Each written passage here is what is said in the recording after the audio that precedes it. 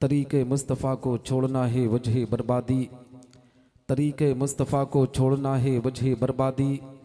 इसी से कौम दुनिया में हुई बेइक़्तिदार अपनी, और हमें करनी है शहंशाह बतहा की रज़ा जोई। वो अपने हो गए तो रहमते परवरदिगार अपनी। और न सब लोगे तो मिट जाओगे ऐ हिंदे मुसलमानों, न सब लोगे तो मिट जाओगे ऐ हिंदे मुसलमानों। तुम्हारी दास्तां तक न होगी दास्तानों में।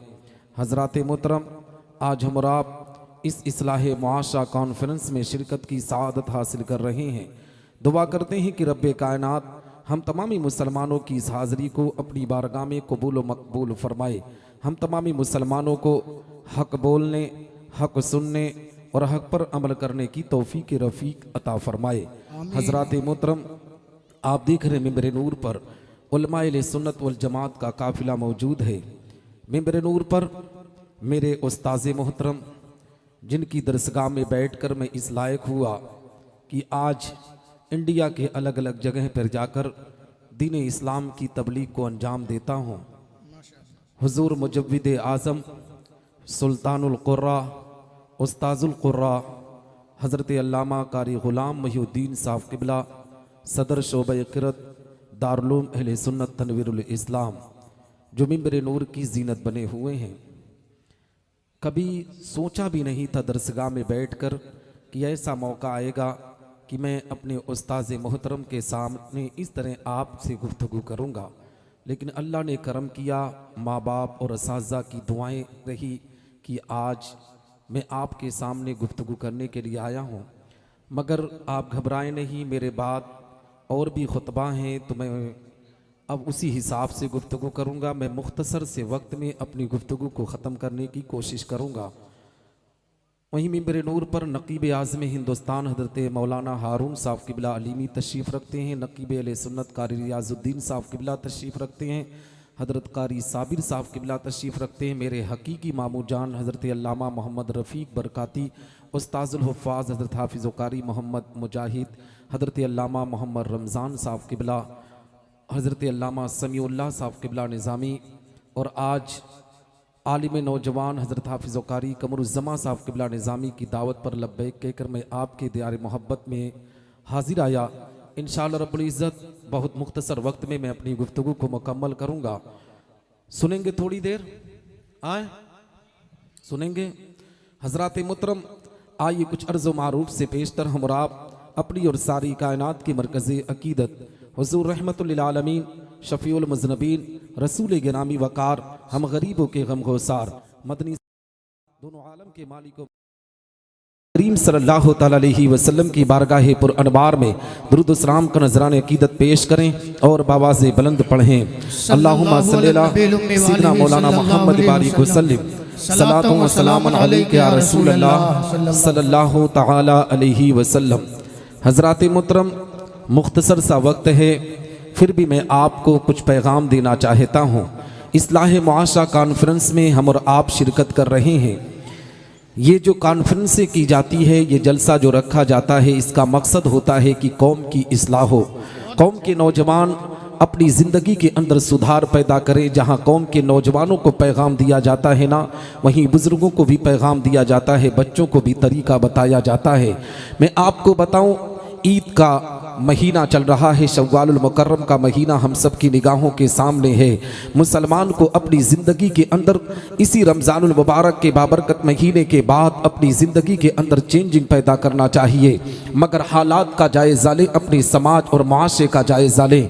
आज यहाँ नंदौर की ज़मीन पर हम इस्लाह मुआशरा कॉन्फ्रेंस में शिरकत कर रहे हैं, मगर मुसलमानों जानते हो कॉन्फ्रेंस में बैठने वाला 10 मिनट अपना वक्त लेकर आता है, 1 घंटा वक्त लेकर आता है, 2 घंटा वक्त लेकर आता है। हकीकत में मुसलमानों, हर किसी की सोच और फिक्र होती है कि मैं 10 मिनट बैठूंगा, 1 घंटा बैठूंगा, 2 घंटा बैठूंगा। मुसलमान ये नहीं सोचता है कि मैं महफिल मिलाद में जा रहा हूँ, मैं पैगंबर इस्लाम की जिक्र की महफिल में जा रहा हूँ, मैं अल्लाह रसूल के जिक्र सुनने के लिए जा रहा हूँ। जब तक उलमा जिक्र करते रहेंगे, मैं वहां पर बैठकर उलमा के जिक्र को सुनता रहूंगा, उलमा के बयान को सुनता रहूंगा, ताकि बच्चों की जिंदगी किस तरीके से गुजारा जाए वो पैगाम लेकर आऊंगा। बाप का हुकूक क्या है वो पैगाम लेकर आऊंगा, माँ की ममता क्या होती है वो पैगाम लेकर आऊंगा। हकीकत में मुसलमानों, कौम मुस्लिम की जिंदगी उठाकर देखो, आज मुसलमान किस तरीके से जिंदगी गुजारने पर आमादा है। जिस मुसलमान को कुरान की तिलावत का पैगाम दिया गया था, जिस मुसलमान को अल्लाह और रसूल की इताअत का पैगाम दिया गया था, जिस मुसलमान को बताया गया था कि मुसलमान अल्लाह की बारगाह में सजदा करेगा तो रब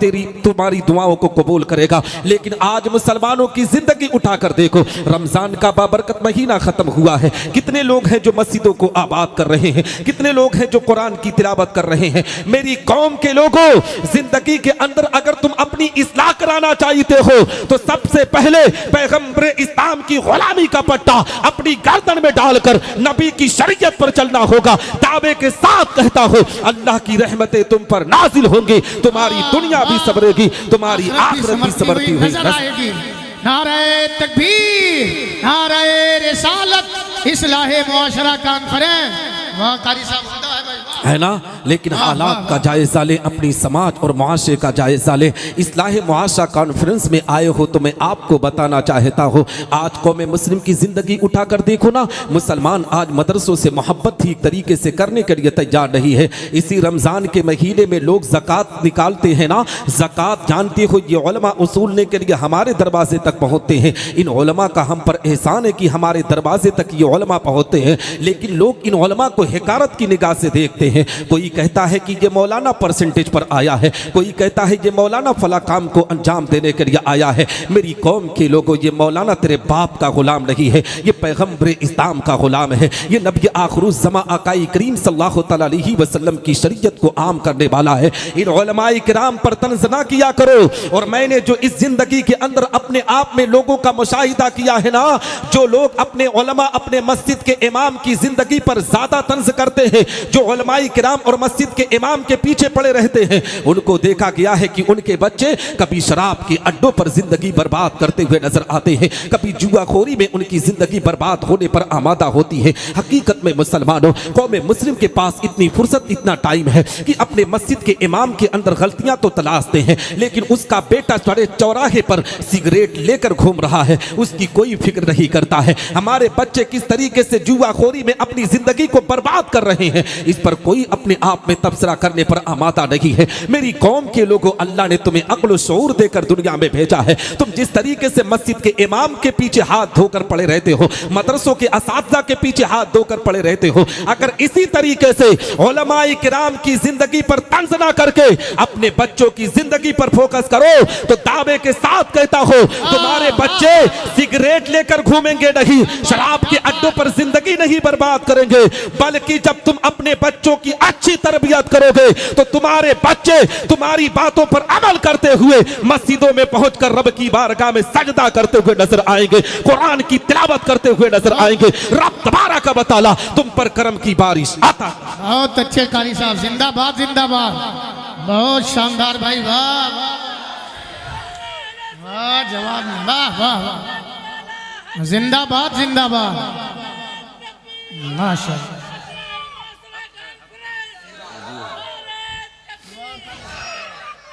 माशाअल्लाह है ना। आप हजरात पैगाम लेने ही के लिए आए हैं ना, मेरे पास वक्त नहीं है, नहीं तो मैं पैगाम ही देने के लिए पूरे भारत में जाता हूँ। और हज़रत अल्लामा हारून साहब किबला ने कहा ना कि मैं इस्लाह मुआशरा, मुझे स्पेशलिस्ट कहा जाता है इस्लाह मुआशरा के मामले में। मैं हिंदुस्तान के अलग अलग खित्तों में जाता हूँ ना, मैं अक्सर व बेशतर मैं इस्लाही पर गुफ्तगू करता हूँ, लेकिन वक्त की किल्लत है। मैं खुद सोच रहा हूँ कि मैं तो नंदौर बराबर आता रहता हूँ, है ना। ये तो है नहीं कि मैं आज गया तो फिर पूरे साल में फिर अगले साल जलसा होगा तभी आऊँगा। मिलाद में भी आता हूँ, वक्त मिल जाता है तो मस्जिद में जुमा में भी आ जाता हूँ, है ना। तो इंशाअल्लाह मैं बहुत ज़्यादा गुफ्तगू ना करके, मैं मुख्तसर सी गुफ्तगू करके अपनी जगह जहाँ है वहीं बैठ जाऊंगा। लेकिन पैगाम ये देना चाहता हूँ, मेरी कौम के लोगों, अभी भी वक्त है, अपने बच्चों की तरबियत अच्छे अंदाज से करो। जानते हो जब बच्चों की तरबियत अच्छे अंदाज से करोगे तो तुम्हारा बेटा आगे चलकर तुम्हारे खिलाफ नहीं जाएगा। अक्सर व बेशतर जानते हो हमारी कौम का मामला यही आता है। आपने भी देखा होगा, आपने महसूस किया होगा, क्योंकि मैं एक खानका से ताल्लुक़ रखता हूँ। हुजूर कुतुबुल वक्त हज़रत हाफिज़ रोशन शाह रहमतुल्लाह तआला अलैह के मज़ार से ताल्लुक़ है, जिसकी वजह से जानते हैं इलाके इलाके के लोग जाते हैं, कोई अपनी बहू की शिकायत लेकर जाता है, कोई अपने बच्चों की शिकायत लेकर जाता है, कोई अपने घर की परेशानियों को लेकर जाता है, कोई अपने घर के मामलात को लेकर जाता है। लेकिन मैंने जो देखा है ना, सबसे ज्यादा लोग अपने बच्चों की शिकायत लेकर जाते हैं। कहते हैं कारी साहब, कोई पीर साहब बता दीजिए, कोई बाबा जी बता दीजिए, कोई ऐसी शख्सियत बता दीजिए जो बच्चा मेरा बिगड़ रहा है वो माहौल में आ जाए। मैं उन लोगों से कहना चाहता हूं जो लोग इन तमाम चीजों को लेकर पहुंचते हैं, तुमने आज इस पर क्यों फोकस करने की कोशिश की? बचपन में उस बच्चे की जिंदगी की तरबियत करने की क्यों कोशिश ना की? उस बच्चे के वकार को क्यों ऊंचा करने की कोशिश ना की? जब वो बच्चा अपनी जिंदगी के तमाम मामलात को दुनिया के सामने रख रहा था, उस वक्त तुम तो अंधेरों में जिंदगी गुजार रहे थे। आज हालात यही बताते हैं, हम अपने बच्चों की जिंदगी पर ठीक तरीके से फोकस नहीं कर रहे हैं। यही अलजामेतुल गौसिया है ना। हकीकत में मुसलमानों, कल परसों से मदरसे की तालीम का मामला शुरू हो जाएगा। जानते हो, मदरसे में हम अपने बच्चों को भेजने से गुरूज करते हैं। हम सोचते हैं कि हमारा बेटा किसी कॉन्वेंट में पढ़ेगा तब वो तरबियत याफ्ता होगा, हमारा बेटा किसी ऐसे स्कूल में जाएगा जहां सूट बूट का इंतजाम होगा, तब वो अपने आप में पढ़ाई लिखाई में कामयाब होगा। मेरी कौम के लोगों, तुम अपने बच्चों को कॉन्वेंट में भेजो या किसी जगह पर भेजो, मगर इब्तदाई तालीम अपने बच्चों की मदरसों में भेजकर कराने की कोशिश किया करो। अपने बच्चों को मदरसे में भेजकर उसे कुरान की तालीम से आरास्ता कराने की कोशिश किया करो। इसलिए कि जब तुम्हारा बेटा कुरान पढ़ता है तो वो गलत कामों को अंजाम नहीं देता है, बल्कि उसके सीने में पैगंबर की मोहब्बत जमा होती है, उसके सीने में नबी आखिरुज़्ज़मा की मोहब्बत का चिराग रोशन होता है। वो बेटा जैसे जैसे बड़ा होता है ना, वो नबी आखिरुज़्ज़मा की मोहब्बत को सीने में बसाकर अपने बाप की मर्यादा को समझने पर आमादा होता है, अपने माँ की ममता को समझने पर आमादा होता है। और मैंने देखा है इस कौम को, जानते हो, मदरसों की तालीम को कितना हल्के में लेने पर आमादा है। आपने देखा होगा मदरसे में जब हमारा बेटा पढ़ने के लिए जाता है ना, तो हमारी घर की माओ का कोई रूल नहीं होता है। सोचती हैं ऐसे ही उठा, आंख में कीचड़ लगा है ऐसे ही मदरसे में भेज दो, बनियान पहना है ऐसे ही मदरसे में भेज दो। और जानते हो वही माँ अपने दूसरे बेटे को जब कॉन्वेंट में भेजती है ना, तो सुबह सवेरे पहले खूब अच्छे तरीके से नहलाती है, नहलाने के बाद उसे कपड़ा, उसे अपने आप में ड्रेस पहनाकर, सूट बूट पहनाकर खूब अच्छी तरीके से उसे सजाकर उसे स्कूल में भेजा जाता है। ये दोहरा रवैया किसने पेश किया है? कौम के लोगों ने पेश किया है। तो मदरसों की तालीम को जितना मामूली समझते हो ना, ये मदरसे की तालीम इतनी मामूली नहीं है। ये मदरसों की देन है कि हमारे ईमान की हिफाजत हो रही है, मदरसों की देन है कि हमारे अकीदे की हिफाजत हो रही है, मदरसों की देन है कि आज तुम अल्लाह और रसूल की इताअत के लिए कदम बढ़ा रहे हो। मेरी कौम के लोगों, अपने बच्चों को एक सलीका, एक तरीका देकर अपने बच्चों को मदरसे की तालीम की तरफ भेजा करो। ऐसे नहीं मदरसे की तालीम होती है। जब सलीके तरीके के साथ बच्चे को भेजोगे तो इंशाअल्लाह रब्बुल इज्जत अपने उस्ताद की बारगाह में जब वो बैठकर तालीम हासिल करेगा, तब वो समझेगा कि उस्ताद का मकाम क्या होता है, तब मुझे पता चलेगा बाप की मर्यादा क्या होती है, माँ की ममता क्या होती है। और मैं आपको बताऊं, मदरसे की तालीम को मामूली ना समझो। हकीकत में तुम्हारा बेटा इंजीनियर बन जाए, डॉक्टर बन जाए, वकील बन जाए, IAS बन जाए, IPS बन जाए, या किसी भी महकमे में चला जाए, जानते हो जब तुम्हारा इंतकाल होता है ना, तो तुम्हारा इंजीनियर बेटा अपने आप में देखता है कोई मस्जिद का इमाम आ जाता तो बेहतर होता, मदरसे का कोई मुदर्रिस आ जाता तो बेहतर होता। आज ये कौम इन मदरसों के उलमा को इतना बेवकूफ समझने पर आमादा है ना, इन मदरसों के उलमा को इतने हल्के में लिया जाता है। हकीकत में मुसलमानों, आपने महसूस किया होगा कि 40वें की दावत होती है तो बार बार इन उलमा को बुलाया जाता है, तीजा की दावत होती है तो बार बार मौलाना को फोन किया जाता है। लेकिन जब अपने लड़का लड़की की शादी करेंगे, अकीका करेंगे, तो सबसे पहले जिसको भूल जाते हैं वो मदरसों के उलमा हुआ करते हैं, वो मस्जिद के इमाम हुआ करते हैं। तब कहते हैं मौलाना जी भूल गया था। उस वक्त तुम क्यों नहीं भूलते हो जब तुम्हारे बाप का जनाजा तैयार होता है? उस वक्त तुम क्यों नहीं भूलते हो जब तुम अपने बाप का तीजा करते हो, 40वां करते हो? मेरी कौम के लोगों, सिर्फ गलत जगहों पर अपने आप में उलमा को याद ना किया करो। सिर्फ अपने आप में तीजा 40वें के मौके पर इन उलमा को याद करके इन उलमा की छवि को खराब ना किया करो। जैसे तुम तीजा और 40वें के मौके पर इन उलमा को याद करते हो ना, ऐसे ही बच्चे के अकीका पर भी इन उलमा को पहले बुलाकर इज्जत देने की कोशिश किया करो। अपने बच्चों की शादी के मौके पर इन उलमा को पहले बुलाकर इज्जत दिया करो। जिस दिन ये काम आप अंजाम देना शुरू कर देंगे, आपके बच्चे रास्ते से भटकेंगे नहीं, बल्कि इन उलमाए किराम की दुआओं की बदौलत अल्लाह तुम्हारे घरों से मुसीबतों को दूर फरमाकर रहमत नूर की की बारिश आता माशाअल्लाह, जिंदाबाद जिंदाबाद, बहुत है ना। और आखिरी बात कह रहा हूँ बहुत अच्छे भाई, बहुत वक्त अच्छे। कम है, मैं आपको बताना चाहता हूँ, जानते हो इन मदरसों के उलमा को मामूली ना समझा करो। ये मदरसों के उलमा है जो आपके बच्चों की इस्लाह करते हैं, आपके बच्चों की ज़िंदगी को संवारते हैं, आपके बच्चों की ज़िंदगी को एक पैगाम दिया करते हैं। जानते हो मुसलमानों, मदरसों पर गैर तो तंज करते रहे, लेकिन आज हमारी कौम जिनके पास मैंने देखा है ना, इत्तफाक से पैसा आ जाता है, इत्तफाक से थोड़ा सा पैसा कमा लेते हैं ना, जैसे ही दौलत आई तो दौलत आने के बाद ये कौम इतनी अंधी हो जाती है। गैर कौमों को देखो, अगर उनके पास दौलत आती है तो वो सबसे पहले अपने रहनुमा को हेलीकॉप्टर से घुमाते हैं, वो अपने रहनुमा को जहाज से घुमाते हैं। जैसे ही पैसा आया तो सोचते हैं कि हमारा रहनुमा भी इज्जत वकार के साथ आए। लेकिन कौम मुस्लिम को देखा गया है, इनके पास पैसा आने के बाद सबसे ज्यादा अगर किसी पर तंज करते हैं, पैसे के गुरूर और घमंड में मरने वालों, हकीकत में उलमा पर जो तुम तंज करते हो पैसे के नशे में, ये पैसा कितने दिन तक तुम्हारे घर में रहेगा, तुम्हारे पास कितने दिन तक दौलत रहेगी। जब शद्दाद और कारून दुनिया से रुखसत हो चुके तो तुम्हारी औकात और हैसियत क्या है। पैसा आने के बाद इन उलमा को गुलाम समझने की गलती ना कर। ये उलमा कल भी इमाम थे, आज भी इमाम है और सुबह क़यामत तक ये हमारे इमाम रहेंगे। इन उलमा को गुलाम बनाने की कोशिश ना किया कर, पैसे के नशे में चूर होकर इन उलमा पर तंज ना किया कर, बल्कि उलमाए किराम की गुलामी अख्तियार करने की कोशिश कर, उलमाए किराम से मोहब्बत करने की कोशिश कर। पैसा आने के बाद घमंडो गुरूर नहीं, बल्कि रब की बारगाह में सजदा करके अल्लाह का शुक्र अदा करने की कोशिश कर। इन उलमा पर तंज करता है। ये मदरसे में पढ़ने वाले तलबा, ये मदरसे में पढ़ाने वाले उलमा का मकाम तुझे क्या पता है। रब्बे कायनात ने इनके दर्जे को इतना ऊंचा किया है कि जब तुम्हारा इंतकाल होता है तब ये जाकर तुम्हारे घर पर जब कुरान पढ़ते हैं तो रब तबारक व तआला इनके कुरान की तिलावत की बरकत से तुम्हारे घर के मरहुमीन की मगफिरत करता है। इसीलिए कहा गया है अब मदरसों के दरवाजे खुल चुके हैं, 10 शव्वाल से हर मदरसा लगभग खुल जाएगा। आप अपने बच्चों की तालीम, इब्तदाई तालीम अपने बच्चों की मदरसे की तरफ लेकर आए और अपने बच्चों को कुरान जरूर पढ़ाने की कोशिश करें। इतना तो पढ़ाने की कोशिश करें कि ताकि तुम्हारा बेटा तुम्हारे इंतकाल पर कुल हुवल्लाहु शरीफ की तिलावत कर सके, सूरह फातिहा की तिलावत कर सके। जानते हो मुसलमानों, जब आपका बेटा बिस्मिल्लाहिर्रहमानिर्रहीम की तिलावत करता है तो रब तबारक व तआला उस बिस्मिल्लाह पढ़ने की बरकत से तुम्हारे बाप की कब्र पर रहमत नूर की बारिश अता करता है। आप पूछेंगे कैसे। आखिरी बात कहना चाहता हूँ, हजरत ईसा अलैहिस्सलाम के दौरे जमाना का वाकया आपकी निगाहों के सामने रखना चाहता हूँ। हजरत ईसा अलैहिस्सलाम का प्यारा दौरे जमाना है। हजरत ईसा अलैहिस्सलाम का गुजर एक कब्रिस्तान से होता है। उनकी निगाह क्या देखती है कि कब्रिस्तान के अंदर एक मुर्दा लेटा हुआ है जिस पर अल्लाह का अजाब नाजिल हो रहा है। बड़े बड़े बिच्छू डंक मार रहे हैं, बड़े बड़े सांप डस रहे हैं।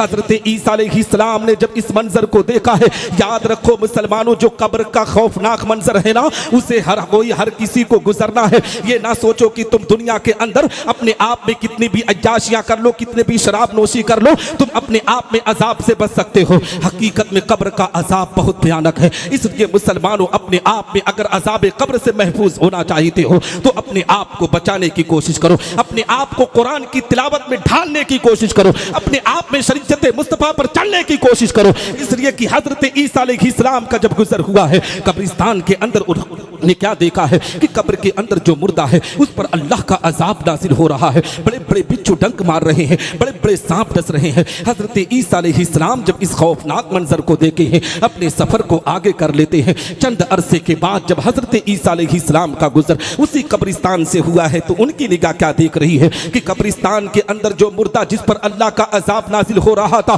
बड़े बड़े बिच्छू डंक मार रहे थे, बड़े बड़े सांप डस रहे थे, आज मुसलमानों उस कब्र पर अल्लाह की रहमत नूर की बारिश हो रही है। जन्नत की क्यारियों से अल्लाह ठंडी ठंडी हवाएं अता कर रहा है। हजरत ईसा अलैहिस्सलाम ने जब इस खुश मंजर को देखा है, फौरन अपने हाथों को मौला की बारगाह में उठाते हैं, अर्ज करते हैं, ए रब तबारक व तआला, इस कब्र के अंदर जो मुर्दा लेटा हुआ है उस पर तो अजाब नाजिल हो रहा था, बड़े बड़े बिच्छू डंक मार रहे थे, बड़े बड़े सांप डस रहे थे। इस मुर्दे ने कब्र के अंदर से कौन सी नेकी कर दी है जिसकी बुनियाद पर तूने इसकी कब्र पर रहमत नूर की बारिश अता कर दिया है, जन्नत की क्यारियों से ठंडी ठंडी हवाएं अता कर दिया है। ए मुसलमानों, हजरत ईसा अलैहिस्सलाम अभी रब की बारगाह में अरीजा पेश कर रहे थे। इतने में हजरत जिब्रील अमीन हाजिर होते हैं, कहते हैं, ए ईसा अलैहिस्सलाम, आप किस कश्मकश में डूबे हुए हैं? हैं, आपको कौन सी बात सता रही है? हजरत ईसा अलैहिस्सलाम ने पूरा मंजर बयान किया है। जिब्रील अमीन कहते हैं, ये ईसा अलैहिस्सलाम, आप जिस मुर्दे को देख रहे हो ना,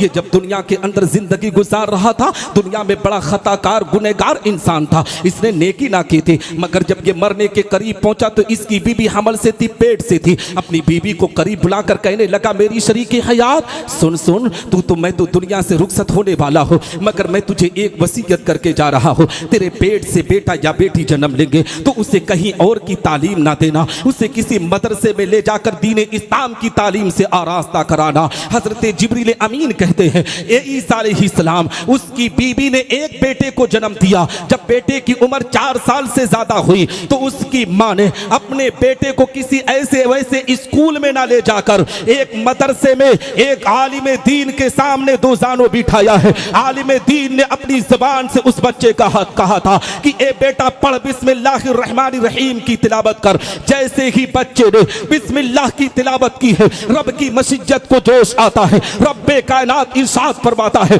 कि जिसका बेटा जमीन पर रहकर मुझे रहमान कह के पुकारे, जिसका बेटा जमीन पर रहकर मुझे रहीम कह के पुकारे, उसके बाप को जहन्नम के आग के डालो, ये मेरी इज्जत को गवारा नहीं है। उसके बाप को जहन्नम की आग से निकाल कर जन्नतुल फिरदौस के आला से आला मकाम को आता। तो पता क्या चला कि हमें अपने बच्चों को मदरसों की तालीम ज़रूर देना है। इंशाअल्लाह रब्बुल इज़्ज़त आप अपने बेटे को इंजीनियर भी बनाओ, डॉक्टर भी बनाओ, कुछ भी बनाओ, लेकिन उन बच्चों को कुरान की तिलावत करने वाला ज़रूर बनाओ। जब वो कुरान पढ़कर किसी भी मसनद पर फाइज होगा ना, किसी भी कुर्सी पर जाएगा, तो इंशाअल्लाह ये उलमाए किराम का एहतराम करेगा, ये मदरसों के उलमा का एहतराम करेगा और मज़हब इस्लाम के मानने वाले मुसलमानों का एहतराम करता हुआ नजर आएगा। हमारे समाज की इस्लाह होगी, हमारे माशरे की इस्लाह होगी। डॉक्टर इकबाल कहते हैं, गलत रवि से मनाजिल का बोध बढ़ता है, मुसाफिरों रवि से कारवां बदल डालो, और जगह जगह के थक चुके हैं तुम्हें हंगामे, निशाते लज्जते ख्वाबे गिरा बदल डालो। यहीं पर मैं अपनी गुफ्तगू को ख़त्म करता हूँ, फिर कभी मौका मिला तो आपके दियारे मोहब्बत में हाजिरी होगी। दुआ करता हूँ कि रब्बे कायनात मुझसे बोलने में कहने में छोटी या बड़ी गलती हुई तो मेरी गलतियों को माफ़ फरमाए। मेरे असातिज़े किराम की दुआएं मेरे साथ रखे, मेरे माँ बाप की दुआएं मेरे साथ रखे, आप सब की दुआएं मेरे साथ रखे। अल्लाह इस नंदौर की ज़मीन पर रहमत नूर की बारिश अता फरमाए। मेरे उस्ताज़ मोहतरम सुल्तानुल कुर्रा हुजूर मुजव्विद आज़म उस्ताजुल कुर्रा हज़रत अल्लामा कारी ग़ुलाम मुहीउद्दीन साहब क़िबला क़ादरी दामत बरकातुल क़ुदसिया के इल्म में, अमल में, सेहत में बरकत अता फरमाए। वाखिरु दावाना अनिल हम्दुलिल्लाहि रब्बिल आलमीन। अस्सलामु अलैकुम रहमतुल्लाहि तआला व बरकातुहू।